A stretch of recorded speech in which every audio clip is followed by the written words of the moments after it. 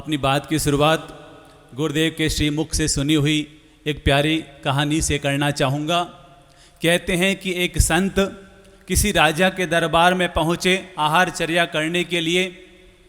जैसे ही संत दरबार में पहुँचे आहारचर्या करने के लिए तो राजा थोड़ा अक्खड़ प्रकृति का था। धर्म के बारे में उसको ज़्यादा समझ नहीं थी, संतों की सेवा के बारे में उसकी ज़्यादा रुचि नहीं थी। और जैसे ही संत आए और संत ने कहा कि मैं यहाँ पर आहारचर्या करने के लिए आया हूँ, जैसे ही राजा ने ये सुना तो राजा ने कहा, अरे यहाँ पर कोई आहारचर्या नहीं होगी, तुम यहाँ से चले जाओ, तुम यहाँ से चले जाओ। तो संत ने कहा कि भाई आप राजा हो और आपके पास इतना सब कुछ है, इतना सारा सामान है, इतनी सारी सुविधाएं हैं, 56 भोग, सब तरह की सुविधाएं उपलब्ध है। अगर थोड़ा सा मुझे मिल जाएगा तो आपके कोई फर्क पड़ने वाला नहीं है। लेकिन जब राजा ने ये सुना तो राजा ने कहा, जब मैंने मना कर दिया, एक बार मना कर दिया तो आपको समझ में नहीं आता। और कहते हैं कि राजा इतना गुस्से में आ गया और संत का अपमान करने के लिए उसने सेनापति से कहा कि लाओ गोबर लेकर आओ। राजा ने क्या कहा, जाओ गोबर लेकर के आओ। और कहते हैं कि गोबर मंगाया गया और वही गोबर संत के पात्रे में डाल दिया गया। और जैसे ही संत ने ये देखा तो संत ने कहा, हे राजन, तूने ऐसा करके अच्छा नहीं किया है, तूने ऐसा करके अच्छा नहीं किया है, तूने पात्रे का नहीं, तूने परमात्मा का अपमान किया है। चल मैं तुझे श्राप देता हूं कि अब तू किसी भी चीज के हाथ लगाएगा वो गोबर हो जाएगी, अब तू किसी भी चीज के हाथ लगाएगा तो वो गोबर हो जाएगी। और कहते हैं जैसे ही राजा ने ये सुना तो राजा एक बार तो चौंका और वो संत वहां से चले गए। और राजा ने अपना दरबार छोड़ा, वो अपने कक्ष में पहुंचा और जैसे ही कक्ष में पहुंचा और अपने पलंग को छुआ कि वो पलंग तुरंत पूरा गोबर जैसा हो गया। ये देख करके वो बिल्कुल हक्का बक्के लगे कि ये क्या। और तभी उसकी बेटी आई और उसने बेटी को गले लगाया तो बेटी भी गोबर हो गई। और पत्नी आई और पत्नी को छुआ तो पत्नी भी गोबर हो गई। और वो घबरा के वहां से भागा और वापस अपने सिंहासन पर आया। और जैसे ही सिंहासन पर बैठा, सिंहासन को छुआ तो सिंहासन भी गोबर जैसा हो गया। चारों तरफ गोबर ही गोबर, पूरा राजमहल गोबर से भर गया। और ये देख करके उसको अपने किए पर बड़ा प्रायश्चित होने लगा कि अरे ये मैंने क्या कर दिया, मुझे क्या मालूम था कि संत का अपमान करने से इतना बड़ा अनर्थ हो जाता है। पूरा राजमहल गोबर से भर गया, जिधर नजर जाओ उधर गोबर ही गोबर और उसकी दुर्गंध। राजा बड़ा परेशान हो गया, राजा को लगा कि मुझसे बहुत बड़ा अनर्थ हो गया। और कहते हैं कि वो राजा भागा वापस संत के चरणों में पहुंचा, भागा संत के चरणों में पहुंचा और संत से कहा कि हे संत प्रवर, मुझसे बहुत बड़ी गलती हो गई, कृपया मुझे इस श्राप से मुक्त करने की कृपा कीजिए, इस श्राप से मुझे मुक्त करने की कृपा कीजिए। तो संत ने कहा कि जो एक बार श्राप मिल जाता है उससे मुक्त होना संभव नहीं है, क्योंकि किए गए कर्मों को तो भोगना ही पड़ता है, लेकिन संत ने कहा कि अगर तुझे अपनी गलती का प्रायश्चित हो रहा है, अब इसका एक ही समाधान है। अगर लोग तेरी निंदा करेंगे तो अपने आप तेरा ये गोबर धीरे धीरे गायब होता चला जाएगा। तो राजा ने पूछा कि मेरी लोग निंदा करें, ये तो संभव नहीं है, क्योंकि सब लोग राजा से डरते हैं, तो राजा की कौन निंदा करेगा। तो फिर संत ने एक उसको बात समझाई और कहते हैं कि वो राजा अपने दरबार में आया और दरबार में आकर वो वापस राज्य में गया और एक सुंदर लड़की को उठा करके ले आया, अपने राज दरबार में उठा करके ले आया। लेकिन उसके भीतर में सिर्फ इतनी ही भावना थी कि मैं तो इसका बेटी की तरह पालन करूंगा। लेकिन लोग क्या समझेंगे, लोग कहेंगे कि अरे ये राजा भी कैसा है जो एक कुंवारी लड़की को उठा करके ले आया। और कहते हैं कि धीरे धीरे बात इतनी फैली कि लोग उसकी निंदा करनी शुरू कर दी लोगों ने कि राजा ने ये बहुत बड़ा गलत किया है। और कहते हैं कि जो व्यक्ति उसकी निंदा करता तो परिणाम ये आता कि उसके राजमहल से उतना गोबर उठ जाता और वो गोबर उस व्यक्ति के यहाँ पर पहुँच जाता।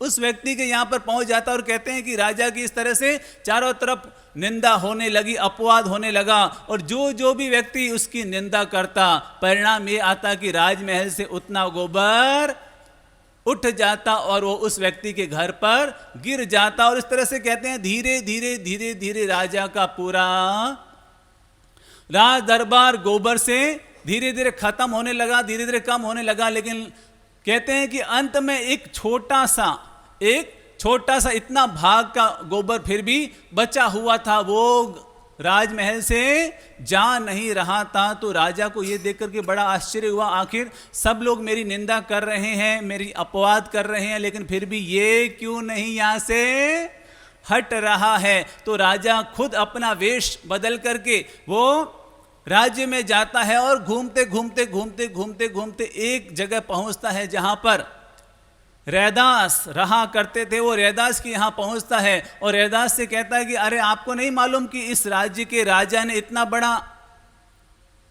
अपवाद, इतना बड़ा गलत काम कर दिया। जैसे ही रैदास ने ये सुना तो रैदास ने कहा भाई उसने किया होगा उसकी वो जाने, उसने किया होगा उसकी वो जाने, मुझे दूसरों की निंदा और आलोचना करने से क्या लेना देना।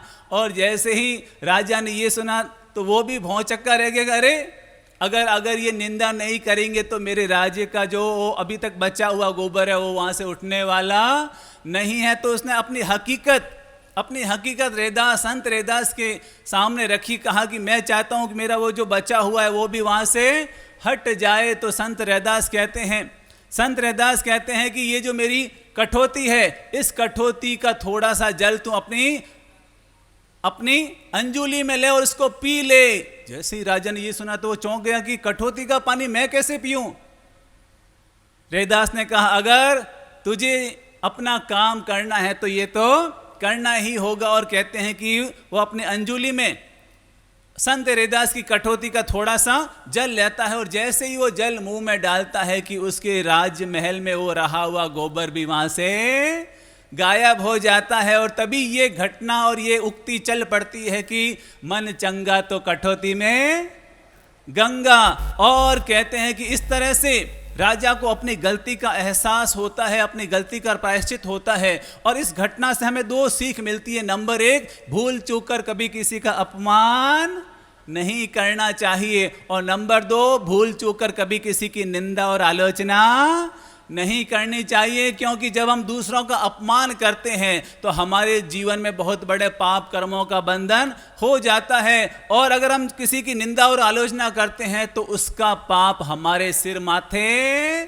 चढ़ जाया करता है। तो अपने जीवन में आज हमें जिस चीज़ से मैं बचने का निवेदन और प्रेरणा दे रहा हूं वो है कि हमें जीवन में कभी किसी की भूल चूक कर निंदा और आलोचना नहीं करनी चाहिए। हम भाववश, अपनी आदतवश दूसरों की निंदा कर देते हैं, दूसरों की आलोचना कर देते हैं और आपको नहीं मालूम ये अज्ञानवश हम जो ये ऐसा कृत्य कर बैठते हैं इससे बहुत चिकने कर्मों का बंधन, बहुत पाप कर्मों का बंधन हो जाया करता है। तो इसलिए अपने जीवन में ये संकल्प लीजिए कि मैं भूल चूक कर कभी किसी की निंदा और आलोचना। आप ये बताइए कि कोई आपकी निंदा और आलोचना करे तो आपको अच्छा लगता है कि बुरा लगता है? हैं? जब हमें कोई हमारी निंदा और आलोचना करे तो हमें बुरा लगता है। तो हमें ये सोचना चाहिए कि हम जब दूसरों की निंदा और आलोचना करेंगे तो दूसरों को अच्छा कैसे लगेगा। तो हमें अपनी निंदा और आलोचना स्वीकार नहीं है तो हमें भूल चूक कर दूसरों की भी निंदा और आलोचना नहीं करनी चाहिए। अगर कभी खुदा ना खास्ता आप किसी संत के पास गए हो और संत में अगर कोई दुर्गुण नजर आए, अगर आप किसी संत के पास गए और किसी संत में दुर्गुण नजर आए तो भूल चूक कर उस संत की निंदा आलोचना मत करना। भूल चूक कर उस संत की निंदा आलोचना मत करना, वरन ये संकल्प लेना कि जिस दिन मैं संत बनूंगा उस दिन इस दुर्गुण को जीतने का प्रयास करूंगा। जिस दिन मैं संत बन जाऊंगा उस दिन इस दुर्गुण को जीतने का प्रयास करूंगा। तो कभी किसी की निंदा और आलोचना मत कीजिए, क्योंकि याद रखना इस प्रकृति का नियम है, यहां पर हम जैसा देते हैं वापस वैसा ही लौट करके आया करता है। हम इन कानों से वही सुना करते हैं, ध्यान से सुनिएगा, हम इन कानों से वही सुना करते हैं जो हम इस मुंह से बोला करते हैं। हम इन कानों से क्या सुना करते हैं? जो हम इस मुंह से बोला करते हैं। अगर हम इस मुंह से दूसरों की निंदा और आलोचना करेंगे तो वापस कानों में भी वही आज नहीं तो कल लौट करके आएगा। और अगर हम इस मुंह से दूसरों की तारीफ और प्रशंसा करेंगे तो मान के चलिए कल वही लौट करके आएगा। तो भूल चूक कर कभी किसी की निंदा और आलोचना करने का पाप हमें नहीं करना चाहिए। भगवान श्री ने 18 तरह के पाप बताए हैं। भगवान श्री ने 18 तरह के पाप बताए हैं। उन 18 पापों में एक पाप है दूसरों की निंदा और आलोचना करना। एक पाप कौन सा है? दूसरों की निंदा और आलोचना करना। ये बहुत बड़ा पाप है। आप बताएंगे इस पाप से हम बच सकते हैं कि नहीं बच सकते हैं? बच सकते हैं कि नहीं बच सकते हैं? जोर से बोलिए।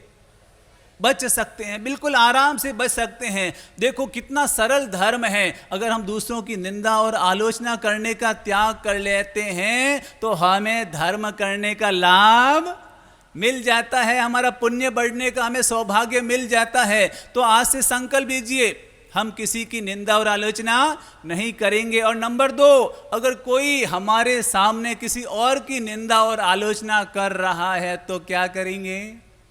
क्या करेंगे? उसे सुनेंगे? हैं? उसे सुनेंगे?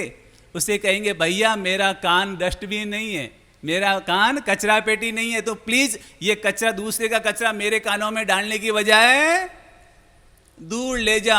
अपने कानों को कचरा पेटी मत बनाइए। कोई दूसरा निंदा आलोचना कर रहे हैं और हमें उसको सुनने में बड़ा रस आता है।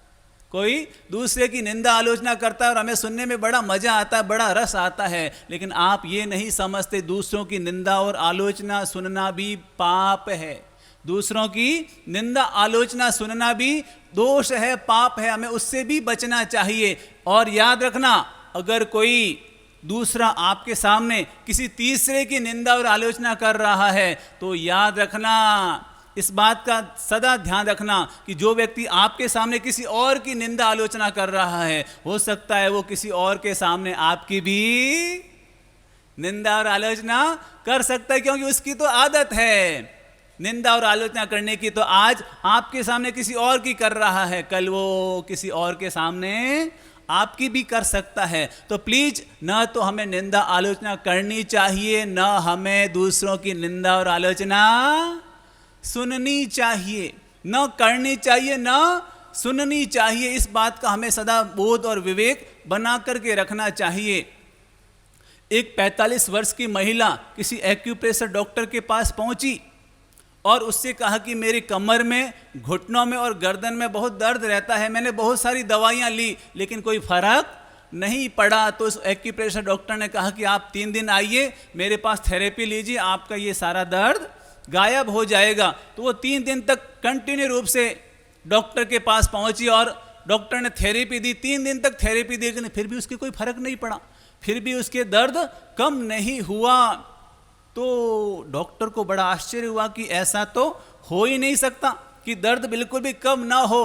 तो उस डॉक्टर ने उस बहन से पूछा, ये बताओ कि तुम किसी की निंदा या आलोचना करते हो? क्या सवाल पूछा?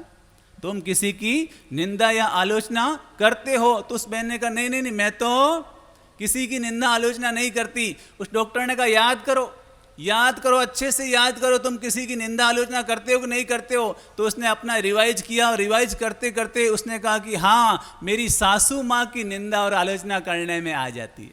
मेरी जो 85 साल की सासू माँ है उसकी निंदा आलोचना करने में मेरे मुंह में सब निकल जाते हैं कि ये मेरी सासू माँ ऐसी है वैसी है, अब कोई काम धाम करती नहीं है, दिन भर बैठी रहती है और मुंह से लारे टपकती रहती है। और कई बार मैं अपनी सहेलियों के सामने अपनी सासू माँ की निंदा और आलोचना कर देती हूँ। तब उस डॉक्टर ने कहा कि प्लीज अगर तुम चाहते हो कि तुम्हारा ये दर्द दूर हो जाए तो आज से संकल्प लो कि अब सासू माँ की भी निंदा और आलोचना नहीं करोगे। और उसने कहा ठीक है डॉक्टर साहब, और उसने नियम ले लिया कि आज के बाद मैं अपनी सासू माँ की भी निंदा और आलोचना नहीं करूँगी। और 3 दिन के बाद आश्चर्य ये हुआ कि वो बहन डॉक्टर के पास पहुँची और डॉक्टर से कहा कि पता नहीं आपने कैसा नुस्खा दिया कि मेरा सारा दर्द अपने आप ही गायब हो गया। कैसा नुस्खा दिया कि मेरा दर्द गायब हो गया? तो डॉक्टर से पूछा कि भाई ये बात समझ में नहीं आई, ये बात समझ में नहीं आई कि दूसरों की निंदा और आलोचना करने से भी शरीर में दर्द क्यों हो जाता है। तो डॉक्टर ने बड़ी प्यारी बात कही कि जब हम दूसरों की निंदा और आलोचना करते हैं तो उनका जो दोष होता है वो दोष उनका तो खत्म हो जाता है और उनका दोष हमारे ऊपर आ जाता है। उनका जो दोष तो खत्म हो जाता है, यानी उनके कर्मों का जो दोष है, अशुभ दोष, वो तो खत्म हो जाता है और वो हमारे ऊपर आ जाता है और वही व्याधि का रूप ले लिया करता है। तो यानी कि जब हम दूसरों की निंदा आलोचना करते हैं तो हमारे भीतर में नेगेटिव केमिकल का निर्माण होता है। कौन से केमिकल?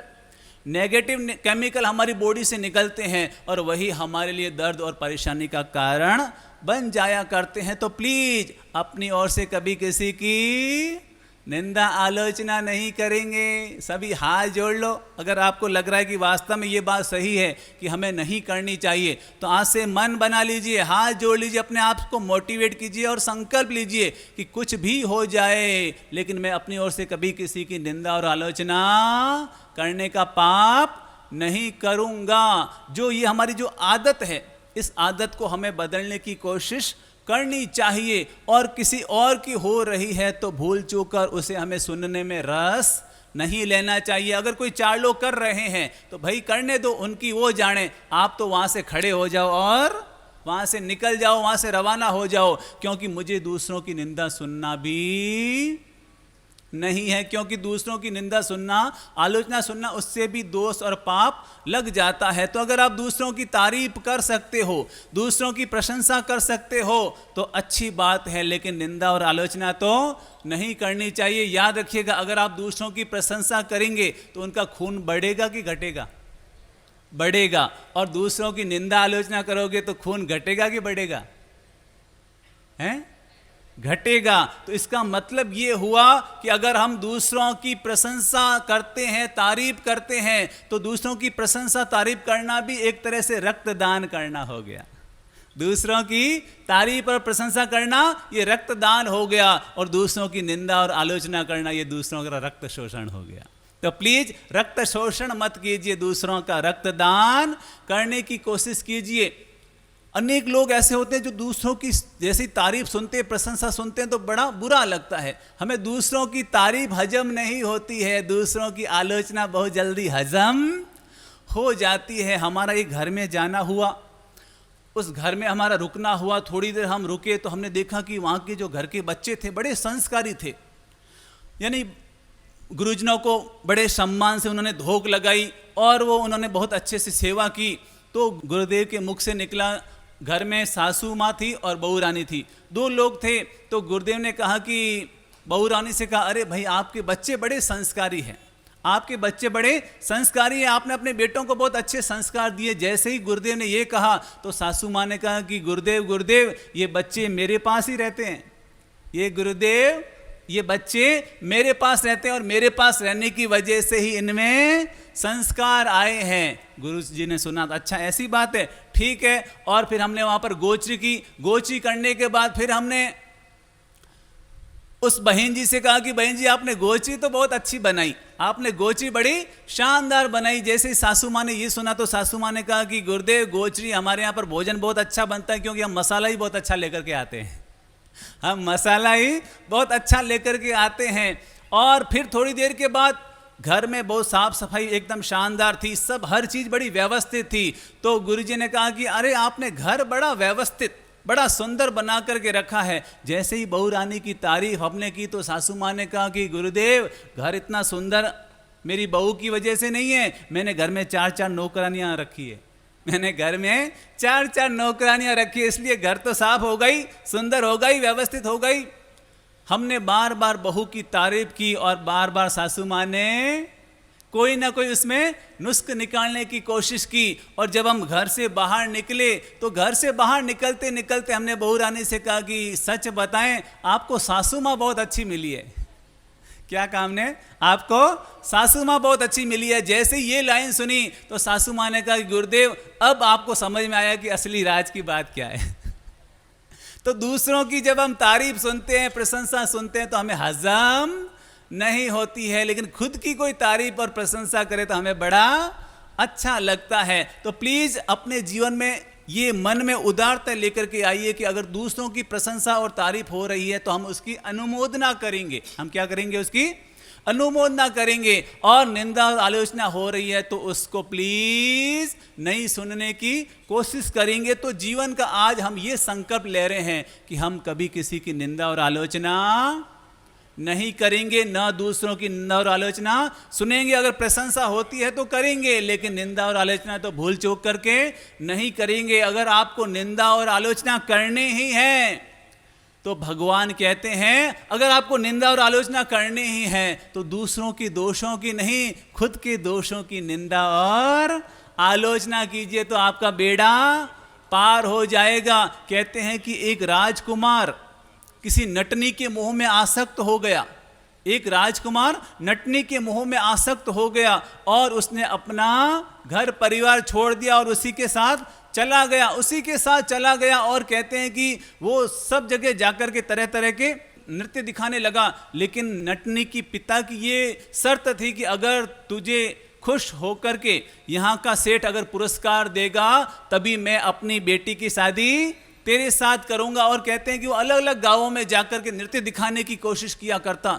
एक बार वो ऊपर चढ़ा हुआ था और नृत्य दिखा रहा था तो सब लोग तारीफ कर रहे थे, लेकिन उस गांव का सेठ तारीफ नहीं कर रहा था, उसको पुरस्कार नहीं दे रहा था, क्योंकि दरअसल उस गांव का सेठ भी उसी नटनी पर आसक्त हो गया था। और उसके मन में आ रहा था कि अगर ये नट नृत्य करते करते नीचे गिर जाए और इसका खात्मा हो जाए तो ये नटनी मेरी हो जाए। उसके मन में ऐसे भाव आ गए तो वो एक बार चढ़ा, लेकिन फिर भी सेठ ने कोई पुरस्कार नहीं दिया। दूसरी बार फिर चढ़ा, फिर भी पुरस्कार नहीं दिया। तीसरी बार फिर चढ़ा, फिर कोई पुरस्कार नहीं दिया। तीसरी बार जब वो नृत्य कर रहा था तभी नृत्य करते करते उसकी नज़र दूर एक घर पर पहुंची और उसने देखा कि एक संत महाराज किसी के यहाँ गोची लेने के लिए आए हुए हैं। और वो महिला बड़ी खूबसूरत, बड़ी सुंदर, बहुत ज़्यादा ही नैना भी राम है, लेकिन संत उस पर नज़र नहीं डाल रहे हैं। वो तो सहज भाव से गोची लेकर के रवाना हो गए। जैसे ही उस युवक ने ये दृश्य देखा तो उसके मन में आया, ओहो ये संत कितने महान है जो इनके सामने इतनी खूबसूरत महिला है, ये उस पर नज़र भी नहीं डाल रहे हैं। और मैं कैसा पापी हूँ जो इस नटनी के मोह में आसक्त होकर के गांव गांव में भटक रहा हूँ। और कहते कि नृत्य करते करते मन में आत्मा आलोचना के भाव आ गए कि ओहो मैं कितना पापी, मैं कितना दुष्कर्मी, मैं कैसा कितना कितना गलत कर्म कर रहा हूँ। और कहते हैं कि इस आत्मा आलोचना के चलते उस इलायची कुमार को रस्सी पर नृत्य करते करते ही आत्मज्ञान और केवल ज्ञान मिल गया। तो दूसरों की निंदा आलोचना करने की बजाय जो हमसे खुद से जो गलतियां हो गई है, जो अशुभ कर्म हो गए हैं, जो पाप कर्म हो गए हैं, उनकी निंदा और आलोचना कीजिए। तो भगवान कहते हैं दूसरों की निंदा आलोचना करोगे तो डूब जाओगे और खुद के दोषों की आलोचना करोगे तो इस दुनिया से पार हो जाओगे। तो प्लीज आज से हम ये संकल्प लेते हैं कि हम कभी किसी की निंदा और आलोचना नहीं करेंगे। तो मान कर चलिए हमारा जीवन सुखी हो जाएगा। सबके लिए बहुत बहुत शुभकामनाएं।